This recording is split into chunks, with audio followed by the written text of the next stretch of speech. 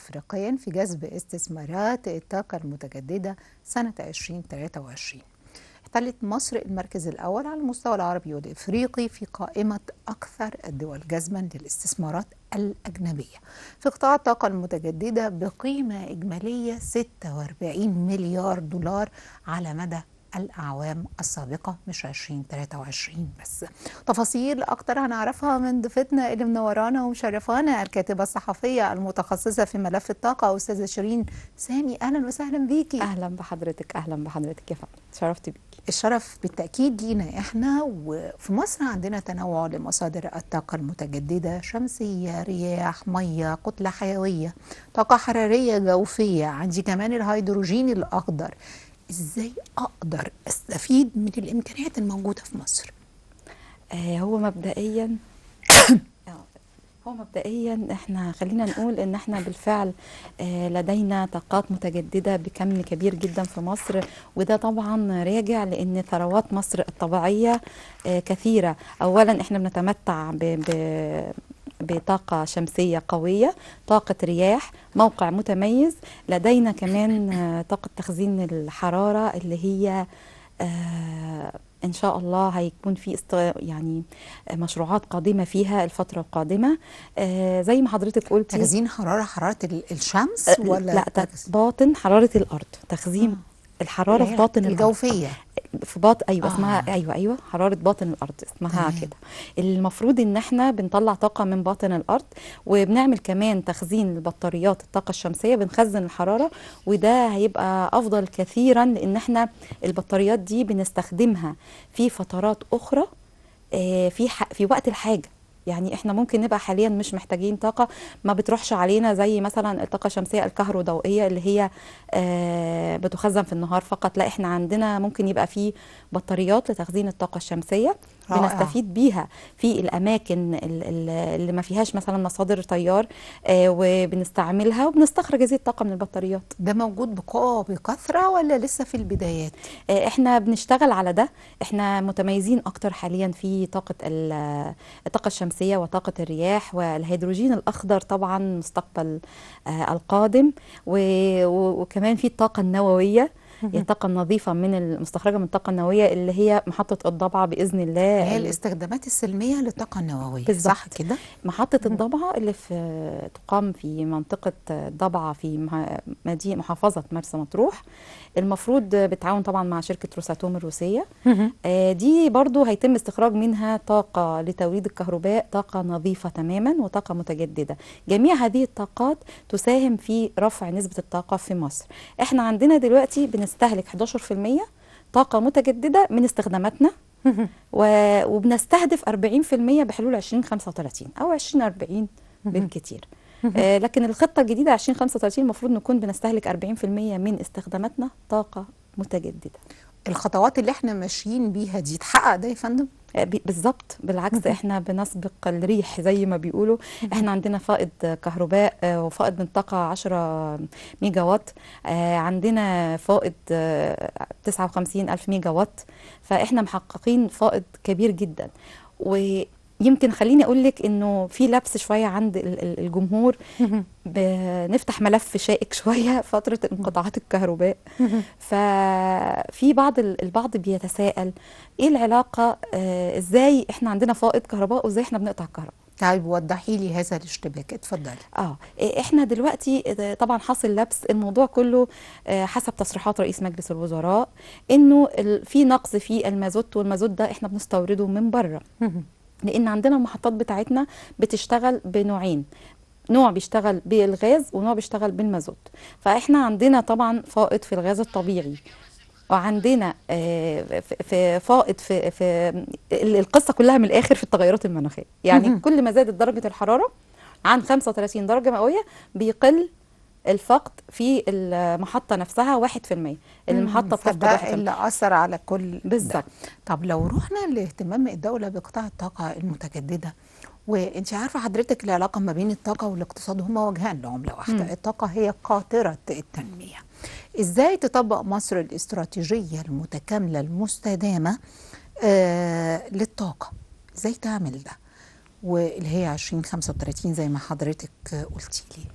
انا خليني اقول لحضرتك ان احنا بالفعل توجهنا لخطه استثماريه مع القطاع العام والقطاع الخاص، وبمشاركه القطاع الخاص بشكل اكبر طبعا في مشروعات اللي بترفع قيمه الاستثمار في الطاقه المتجدده. عندنا مشروعات في مثلا في الطاقه المتجدده الشمسيه، احنا كنا احسن دولة على مستوى العالم وخدنا جوائز كثيرة. ده بنبان طبعا في أسوان، بالظبط. تمام. عندنا طاقة الرياح، عندنا الزعفرانة، عندنا خليج السويس.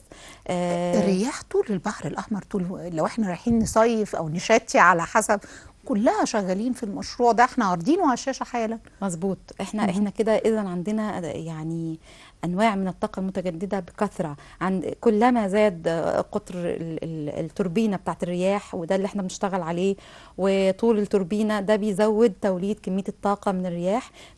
كذلك اللوحات الشمسيه، وكلما احنا استطعنا نستثمر في هذا المجال، وبالضبط تكنولوجيات الطاقه الشمسيه وتكنولوجيات الرياح. التكنولوجيات دي هي اللي هتخلينا نتمكن اكثر من ذلك. ليه؟ لان احنا لما نشتغل على التكنولوجيا سواء في البنية التحتية للطاقة الشمسية او طاقة الرياح او في توليد الكهرباء، ده بيجذب لينا عملة صعبة. لما نصدر الكهرباء او يبقى عندنا طاقة كثيرة، احنا بنخفض نسبة الاستيراد، تمام، واحنا بنصدر.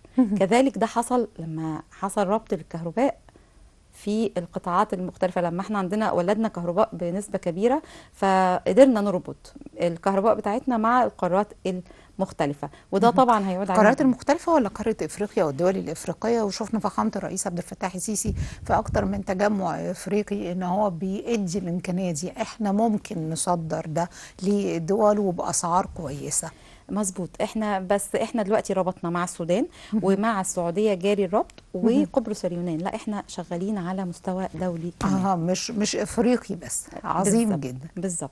الفتره القادمه ان شاء الله كمان بنشتغل على دراسات حسب تصريحات الشركه المصريه للنقل والكهرباء. دراسه شغالين عليها هتوفر 126 ميجا وات ان شاء الله في اكتوبر. بتدرسوا ايه بقى في الدراسة دي؟ الدراسات والابحاث دي حاجه هامه جدا، طبعا طبعا لا يجب اغفالها. دكتور محمد شاكر طبعا وزير الكهرباء، الراجل العالم المتمكن في مجاله، حريص جدا جدا على دعم العلماء والباحثين في هذا القطاع، لانه كل خطوه بيخطوها دايما تلاقيه بيأكد في كلامه انه لا نخطي خطوه بدون دراسات سابقه وبدون استشارين وخبرات مؤهله في هذا المجال. فاحنا دلوقتي على اعتاب الانتهاء من دراسه لتوفير 126 ميجا وات من الطاقه. كهرباء ولا طاقة متجددة؟ طاقه متجدده. متجددة 126 ميجا ان ده شاء علشان الله. اوصل ل 40% الهدف 2035. ده من ضمن الاهداف اللي هتوصلنا. طب قولي لي ايه تاني الاهداف للدراسة؟ الدراسه دي المفروض هتنتهي في اكتوبر القادم، وهيكون فيها يعني هانت خلاص يعني احنا قدامنا شهر. هانت. احنا قدامنا شهر ونعرف تفاصيل الدراسة بالظبط. البحث العلمي عموما في مجال الطاقة المتجددة اخباره عندنا ايه في مصر تحديدا، وبنتعاون مع مين مع الدول؟ أنا خليني أقول لك إنه إحنا في جميع القطاعات الخاصة بالطاقة والكهرباء والبترول أيضا، يعني عندنا معهد بحوث البترول، عندنا المراكز التخطيط الاستراتيجي، عندنا في الوزارة جميع الهيئات والقطاعات بتتواصل بشكل مستمر مع الأكاديميات المتخصصة للتعاون في البحوث، وده طبعا بينتج إن إحنا بنبقى مطلعين على أكثر نقول ايه التطورات اللي بتحدث في العالم. تكون البدايه بتاعتنا من حيث انتهى الاخرون. ده احنا اللي بنقوم بيه حاليا. زي ما احنا عندنا تعاون مشترك بين مصر وروسيا في الدراسات النوويه، وان احنا بنطلع شباب. برضو وزاره الكهرباء بتدرب شباب افارقه، وبيحصل تعاون وتبادل بين الدول. بالظبط. والمحاكاه دي بتخلينا احنا يعني نعرف النو هاو بتاعت سر الصنعه. بالظبط كده.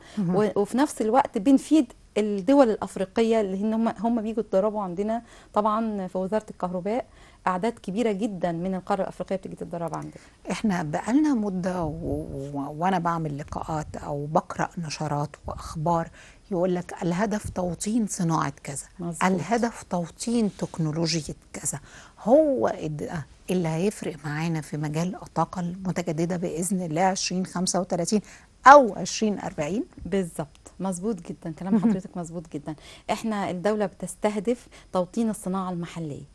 احنا بنعمل اولا يعني على توطين صناعه الهيدروجين، وده شيء غاية في الأمل والفرح، لأن احنا دلوقتي عندنا مثلا في منطقة قناة الاقتصادية لقناة السويس عندنا مصنع اوريدي تم افتتاحه للهيدروجين الأخضر، وبالتالي احنا يعني بنستهدف بلا شك محاكاة الدول الأفريقية والأوروبية في هذا الشأن، وبنشوف أفضل الدراسات علشان نتعاون فيها ونوصل لتوطين الصناعة المحلية. وأفضل الدول، أعتقد أن كان في لقاء لفخامة الرئيس مع أحد رؤساء الدول المتمكنة في هذا المجال، وكان النقاش الرئيسي فيه كيفية التعاون في إنتاج الهيدروجين الأخضر. أنا اسم الدولة غايب عن ذهني حاليا، ولكن برضو الطاقة هي من أهم ركائز التنمية الاقتصادية والاجتماعية أيضا. احنا عندنا طبعا تعاون مع الكثير من الدول. احنا عملنا 23 اتفاقية حاليا للهيدروجين الأخضر، وحسب تصريحات يعني مصرية لنقل الكهرباء قالوا ان احنا عندنا بتاع يعني 40 اتفاقية بيحاولوا ان هم يبقوا معانا في الهيدروجين الأخضر عشان ننتج 100 ميجا وات طاقة متجددة من الهيدروجين الأخضر. رائع جدا. طيب سؤالي حضرتك، برضو احنا عارفين ان ولكن هي ايضا ركيزه مهمه من ركائز التنميه الاجتماعيه. اكيد. حللي لي المقوله دي يا فندم. هقول لحضرتك حاجه، احنا لما نستخدم طاقه نظيفه متجدده هنبقى قضينا على التلوث البيئي، وبالتالي ساعدنا في حمايه الصحه. خلينا نقول انه الامم المتحده اصدرت بيان قالت فيه ان احنا لو استخدمنا الطاقه المتجدده بما يوازي استثمارات 4 تريليون ان شاء الله هيكون لدينا وفر في الطاقه النظيفه وخفض الانبعاثات الكربونيه بما يوازي 4.2 تريليون دولار. بصي احنا بنوفر قد ايه؟ طيب احنا بنصرف في اليوم الواحد قد ايه؟ بنفقد من قد الطاقة ايه من الطاقه، واهدارنا للطاقه بما يوازي 11 مليار دولار في اليوم الواحد، خسائر واضرار على الصحه. ده اذا استخدمنا الطاقه بالوقود الاحفوري، الطاقه التقليديه. لكن عندما نوفر ونستخدم الطاقه النظيفه بلا شك الموضوع مختلف تماما. خليني اقول لك معذره على التليفون، ولكن خليني اقول لك حاجه مهمه، لذلك انا يعني سبت التليفون هتستخدمي لان جالنا بيان فيها. مهم جدا. اتفضلي. الان بالظبط جالنا بيان مهم جدا على من وزاره ايه؟ وزارة الكهرباء. خلينا نقول ان جهاز مرفق الكهرباء وحماية المستهلك اصدر الان بيان هام جدا جدا. حضرتك وانت داخله الاستوديو قلتي بيان مفرح بس ما اتكلمتيش. ما لحقناش. اتفضلي. فانا لازم اقول لحضرتك، وده سبق على فكره طبعاً لشاشتنا، شاشه قناه القاهره، وتحديدا برنامجنا من قلب القاهره. اتفضلي يا فندم. خلينا نقول انه تم فتح السوق التنافسي للكهرباء وزيادة حجم مشاركة القطاع الخاص وفي أنشطة إنتاج وتوزيع وبيع الكهرباء. ده النهاردة بالظبط جهاز مرفق الكهرباء حصل على خدمات استشارية كمنحة مقدمة من البنك الأوروبي بهدف البدء في بناء سوق الطاقة الكهربائية، ده وفقا طبعا لقانون الكهرباء تنظيم الكهرباء اللي صدر في 2015، وبالفعل تم تفعيله دلوقتي، واصدر القرار اليوم. وجلسة المشورة اللي هيتم من خلالها ذكر جميع التفاصيل هتكون يوم 2 أكتوبر القادم. طب قولي لي بقى، انا افهم من البيان ده تواجد للقطاع الخاص في قطاع الكهرباء بالظبط. هيرجع لي انا كمواطن في ايه؟ بصي، هو احنا خلينا بلا شك نتفق على ان لما نفعل السوق التنافسية ونفتح السوق الكهرباء بين القطاع الخاص والقطاع العام والدولة، احنا بنوفر على المواطن اول حاجة ما يبقاش في حكر للسلعة او بيبقى في غلاء. الموضوع بيبقى مطروح لكلا الاطراف. يعني انت مش مضطرة تشتري الكهرباء من شركة سين مثلا. انت خلاص الموضوع بقى تنافسي.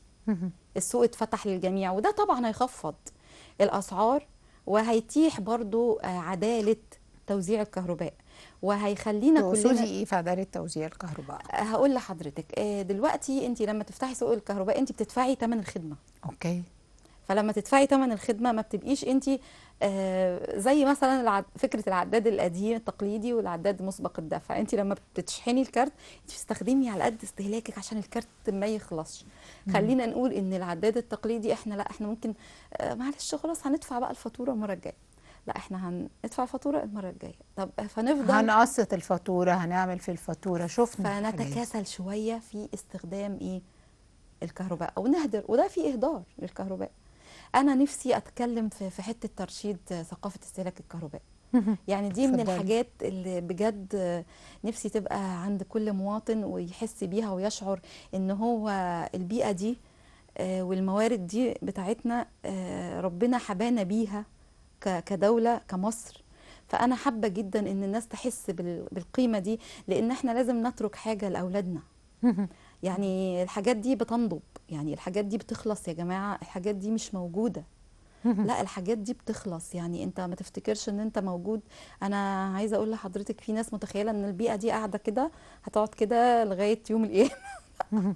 ومن هنا جت أهداف التنمية المستدامة اللي أعلنتها الأمم المتحدة 17 هدف، إن احنا عموما هنحافظ على كل ما نملك لينا وللأجيال القادمة واللي بعديها واللي بعديها.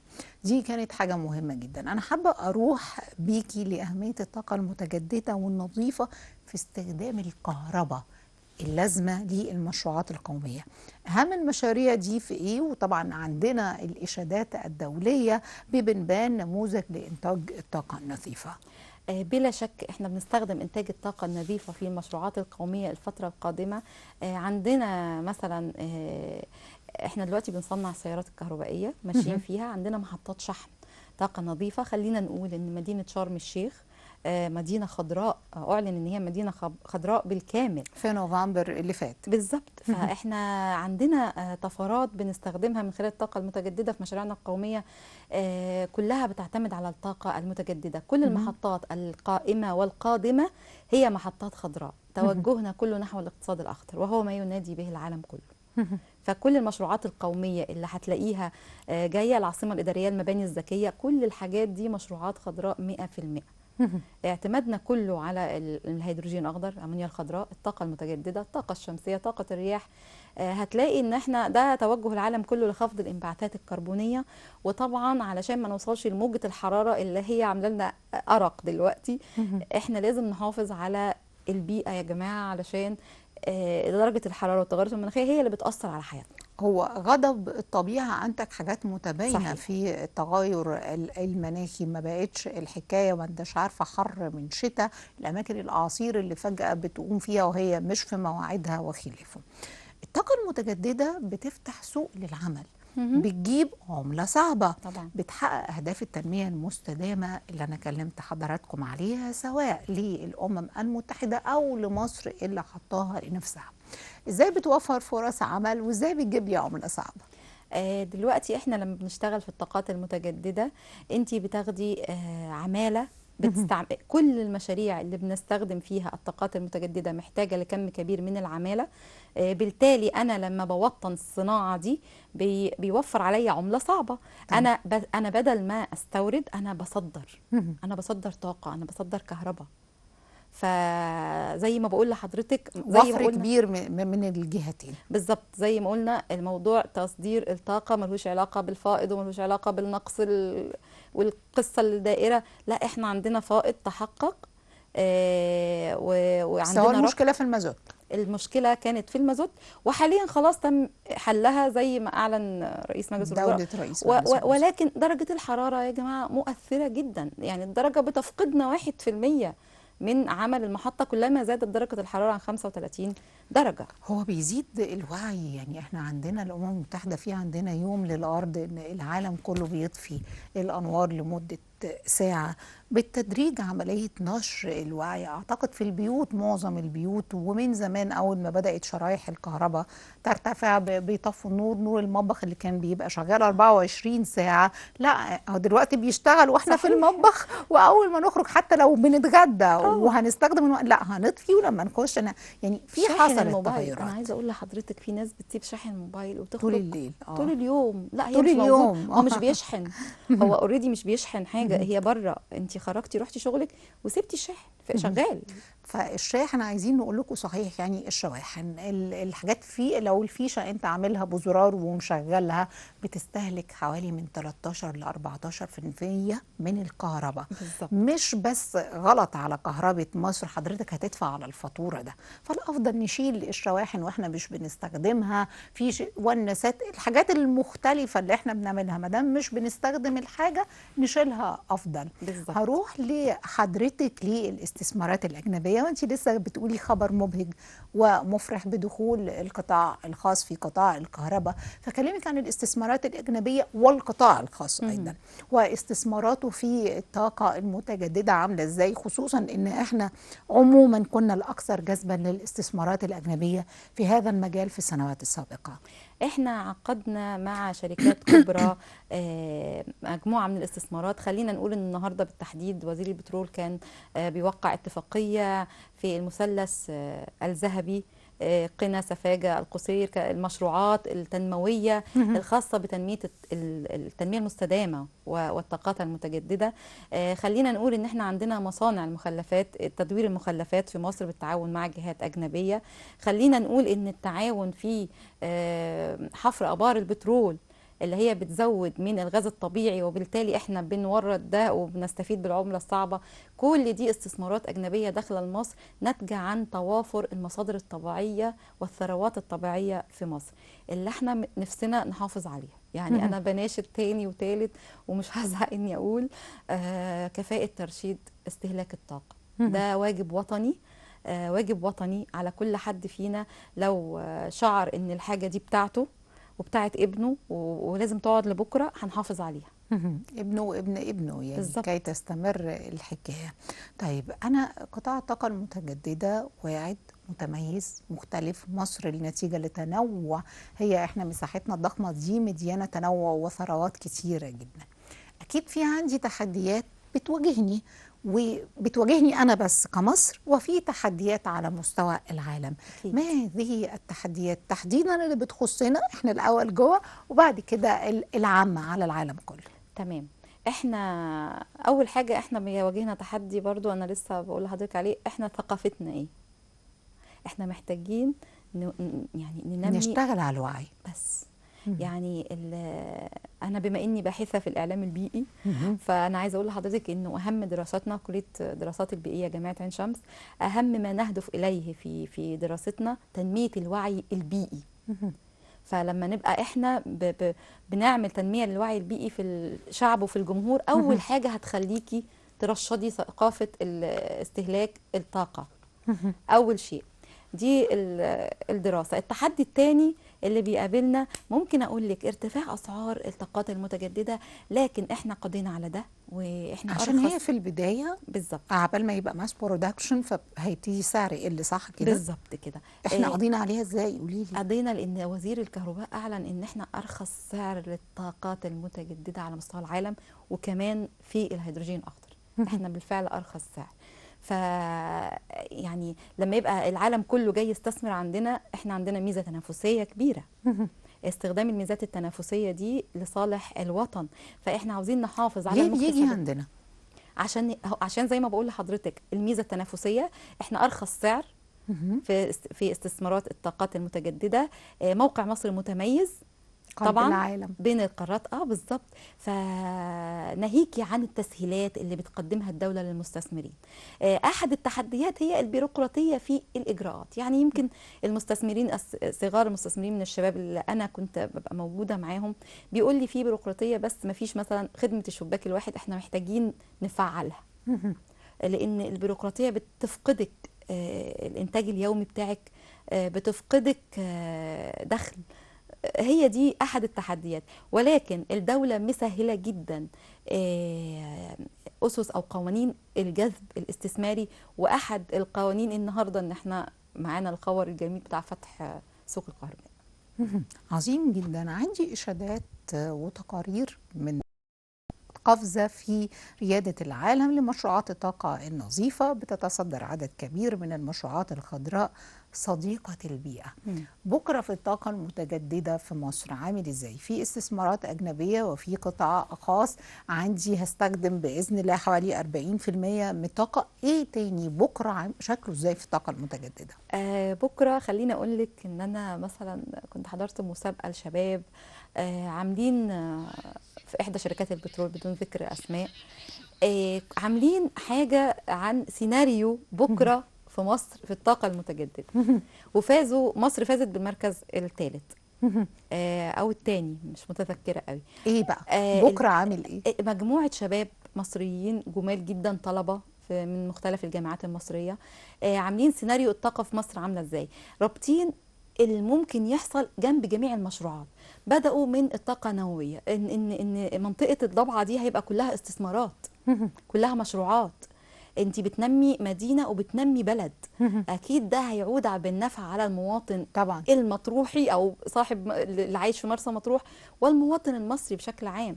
انت لما بتنمي وبتفتحي مشاريع وبتفتحي محال وبتفتحي ما الى ذلك، انت ده بيعود بالنفع عليا انا ابن المنطقة اولا، وبعدين بيعود بالنفع على المواطن المصري. عظيم. دي في الضبعة. خلينا في المنطقة الاقتصادية قناة السويس كذلك. سيادة الرئيس يعني عبد الفتاح السيسي عمل طفرة رهيبة في الشريط الملاحي كله استثمارات ومصانع ويعني مشاريع ضخمة تم إقامتها. والمنطقة دي منطقة أمن قومي لينا. بالظبط. أنا بعمل مشروعات وتنمية، أنا بأمن حدود مصر لمنطقة كان يراد بها إن هي تفضل كده طول الوقت. بالظبط. ففكرة إن إحنا نخرج بره الصندوق، فكرة ان احنا نتخطى ونبقى في اشادة بمشروعنا النووي واشادة بمشروع قناة السويس، احنا بجد خرجنا بره الصندوق، احنا بجد بنشوف جمهورية جديدة. فخلينا نبقى ايد على ايد علشان التحديات تمشي، علشان التحديات تختفي ونوصل لمستقبل باهر باذن الله في الطاقة المتجددة. بما انك حضرتك قلتي لي ان انت باحثة في مجال البيئة للحصول على درجة الماجستير او الدكتوراه، فالماجستير عظيم جدا. هسألك سؤالي الأخير لحضرتك. انت قلتي أهم حاجة عندي الوعي إن احنا طيب الوعي نعمل ايه؟ نقول للناس ما أنا ممكن أعمل غلطات وأنا مش عارفة إن هي ضد البيئة، ده أنا بالعكس ده أنا صديقة البيئة وأنا مش فاهمة. قولي لي بقى، وده سؤالي الأخير لحضرتك. تمام. أنا عايزة أقول لحضرتك إن أول حاجة هعملها زي ما قلت لحضرتك إن أنا أفهم الناس اللي فيهم على فكرة ناس مثقفة وعلى دراية كبيرة بالعلم، ولكن يا جماعة البيئة بتخلص، بتنضب بتنضب. أعمل إيه أنا كمواطن عشان البيئة دي حافظ عليها لأحفاد أحفاد أحفادي بإذن الله؟ أولا إحنا ممكن نستغل الحاجات اللي بتأثر. أنت كمواطن بتتسبب ليك حاجه اسمها البصمه الكربونيه. البصمه الكربونيه دي كل انسان ليه بصمه كربونيه. البصمه الكربونيه دي بتاثر في المناخ بشكل عام، وبتاثر على درجه الحراره، وبتاثر في الانبعاثات الكربونيه. كل واحد فينا يتحكم في استهلاكه، استهلاك الطعام، في استهلاك الوقود، في استهلاك كل حاجة. نعمل حاجة اسمها تدوير مخلفات. لما السيدة في المنزل تبقى عارفة ايه المخلفات السائلة، المخلفات الصلبة، وكذلك نفصل كل حاجة لوحدها. احنا بنطلع من ده طاقة بيوجاز، وعندنا طاقات بتطلع من المخلفات، فاحنا نستخدم ده في التدوير المخلفات. خليني اقول لك نستخدم الدعاية يعني او التوعية الحملات الإعلامية البسيطة. مش لازم نتكلم من خلال احنا ننزل القرى والنجوع، حكايات بسيطة، افلام كرتون، اغاني، وده بالفعل كليتنا بتعمله. يعني جامعة عين شمس ليها سبق متحيزة للكلية. تمام تمام. ولقسمي بشكل عام، قسم انا اخدت بالي لا هقول لحضرتك، اصل في انجازات. احنا خدنا على فكرة مشروع على مستوى الجمهورية وتم تكريمنا في كلية الدراسات العليا والبحوث البحوث، مشروع الأخضر للمرأة. عندنا وحدة تحول أخضر في جامعة عين شمس، ففزنا بمركز فيها في كوب 27. عظيم جدا، عظيم جدا. لذلك أنا بقول لحضرتك الوعي البيئي مهم. مش كل حاجة بتبقى علم فقط، لا، الجزء الوعي والثقافة مهمة، بتدعم الجانب العلمي أو جانب المعمل. بندعم بعض، الجزئين بيدعموا بعض. عشان ننجح لازم نوصل للناس في الربوع، في الأرياف، في النجوع، في البيوت، الأم البسيطة الغير متعلمة، الطفل الصغير اللي مش فاهم. لما أنا أقول لابني ما ترميش يا حبيبي ده علشان ده بيعمل انبعاثات كربونية، يعني ايه يا ماما؟ يعني ثاني اكسيد الكربون بيزيد. طب ما نعمل حاجة خضراء في البلكونة عندك، او في الجنينة، او يعني نزرع، او على الشباك، او على الشباك. مش لازم بلكونه وجنينه، احنا بنعرف نتصرف. اه والسيدات المصريه في اعاده التدوير في شهاده عالميه ان احنا بنستخدم كل حاجه الاف السنين، صحيح. لغايه ما احنا نروح. حتى عندنا مثل يقول لك الحاجه بتبقى والانسان بيمشي، يعني صحيح. حاجه ابقى من البني ادم. لذلك عاوزين اتفضلي. انا عايزه اقول ان لازم يعني نتخلى عن سياسه الكراكيب. خليني اقول سياسه الكراكيب اللي في البيوت المصريه. يعني احنا عندنا سياسه كده ان الامهات تفضل تحط حاجات على بعض، لا، كل ده بيتسبب في انبعاثات كربونيه. هو خليها احنا حاجات هنضطر خضراء. نستغنى عنها عشان بقت مساحات البيوت صغيرة، فلازم البرطمانات بتاعت الصلصة والحاجات دي نقضي عليها، وإن كانت بتنفع بوقت أو بآخر. نورتينا ميرسي. وشرفتينا الدكتور الأستاذة شيرين سامي، بإذن الله دكتورة. ان شاء الله. الأستاذة شيرين سامي، الكاتبة الصحفية والمتخصصة في ملف الطاقة، شكرا لوجود حضرتك معانا. ميرسي جدا، انا كنت سعيده جدا معاكي، الف شكر. بالتأكيد يا أنا رب يكون كمان. المشاهدين استفادوا ان شاء الله. بإذن الله. أنا بشكركم مشاهدينا على حسن المتابعة. بكرة يتجدد لقاء جديد وأسرة جديدة. حتى ذلك الحين أترككم في رعاية الله وأمنه.